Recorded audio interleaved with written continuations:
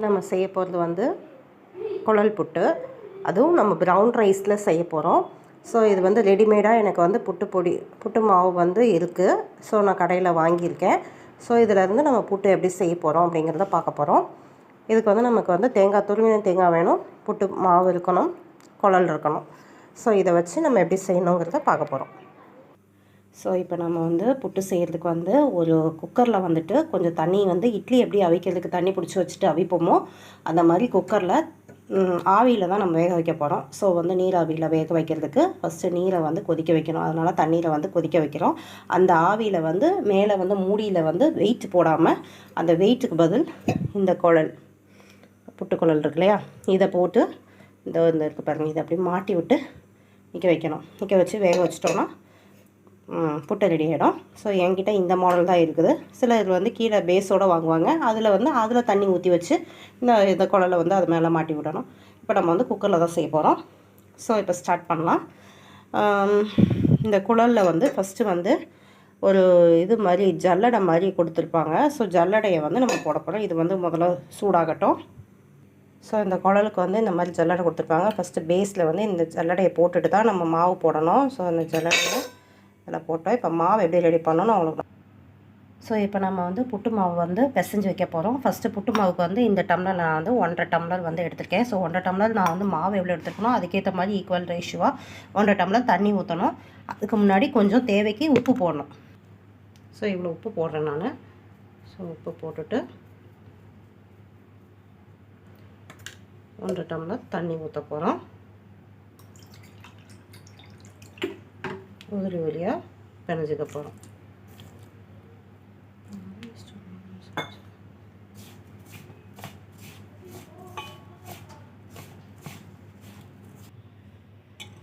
So இப்போ நான் வந்து இதில் 1 டம்ளர் தண்ணி எடுத்து வச்சு கொஞ்சம் கொஞ்சமாக ஊற்றி பிணைஞ்சிட்ருக்கேன்.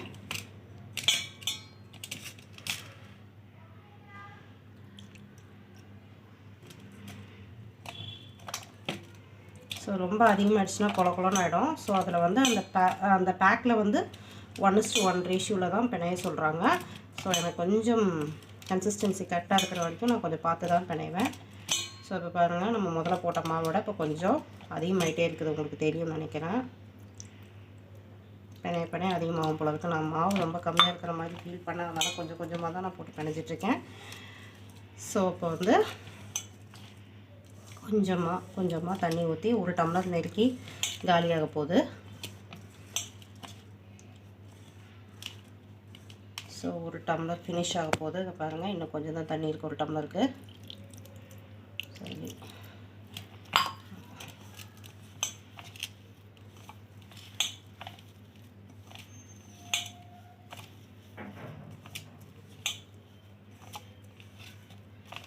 ஸோ நான் வந்து 1.5 டம்ளர் மாவுக்கு 1 டம்ளர் தண்ணி ஊற்றி பிணைஞ்ச உடனே இந்த ரேஷியோவில் வருது, சாரி இந்த லெவலில் வருது. இதுவே எனக்கு போதும் தான் தோணுது.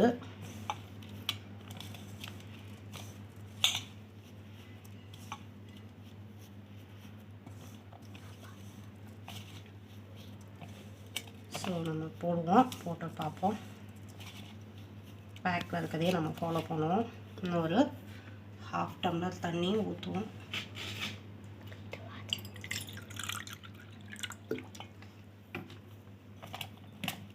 ஸோ இதில் கொஞ்சம் கொஞ்சமாக ஊற்றுவோம்.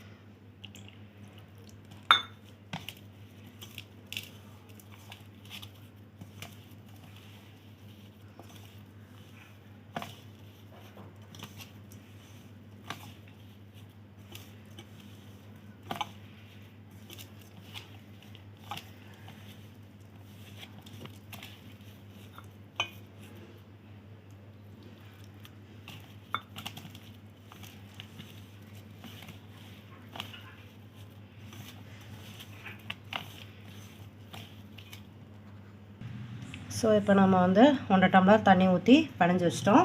இப்போ இது எப்படி நான் குழலில் மாற்றி காட்டுறேன்னு பாருங்கள்.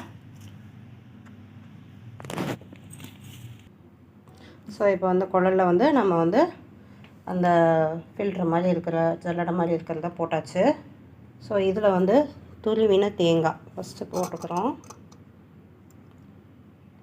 போட்டாச்சா? இப்போ வந்து மாவு கொஞ்சம் போடுறோம்.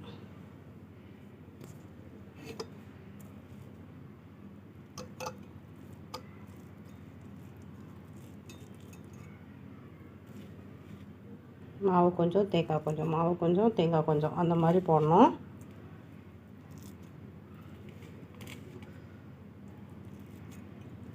ஓகே, இப்போ திரும்ப தேங்காய் துருவி அதை இதில் போடுறோம்.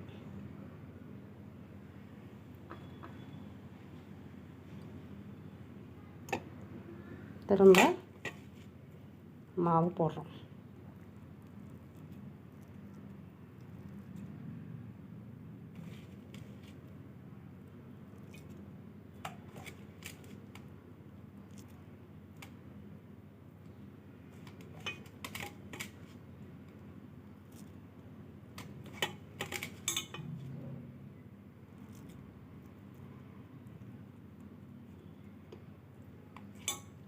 ஓகே, இப்போ நம்ம போட்டாச்சு.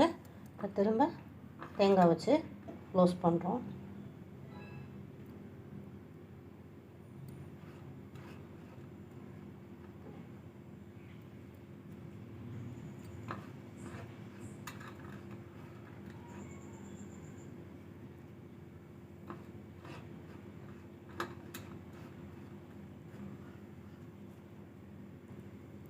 ஓகே,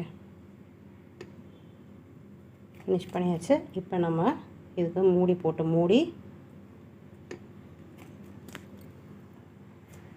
இது ஸோ குக்கரை மூடியாச்சு. இந்த லிட்டையும் மூடியாச்சு. இப்போ இதை எடுத்து, இது இருக்கு இல்லையா, இதை எடுத்து அப்படியே அதில் சொருகி வைக்க போகிறோம். வச்சாச்சு. ஸோ இப்போ வந்து வேகட்டும். புட்டு ஒரு 10 மினிட்ஸ் கழிச்சு எடுத்தோம்னா புட்டு ரெடி ஆகிடும். ஸோ புட்டை எடுத்தாச்சு. புட்டு ரெடி. இதுக்கு வந்து வாழைப்பழம் வச்சு சாப்பிட்லாம், சக்கரை போட்டு சாப்பிட்லாம், இல்லைன்னா கொண்டக்கடலை குழம்பு மாதிரி வச்சு சாப்பிட்லாம். ஸோ புட்டு எப்படி இருக்குன்னு பார்த்து என்னோடய சேனலை சப்ஸ்கிரைப் பண்ணுங்கள், சப்போர்ட் பண்ணுங்கள், லைக் பண்ணுங்கள், ஷேர் பண்ணுங்கள், கமெண்ட் பண்ணுங்கள். பெல் பட்டனில் ஆல்ங்கிறத ப்ரெஸ் பண்ணுங்கள். ஸோ தேங்க்ஸ் ஃபார் வாட்சிங் மை வீடியோ.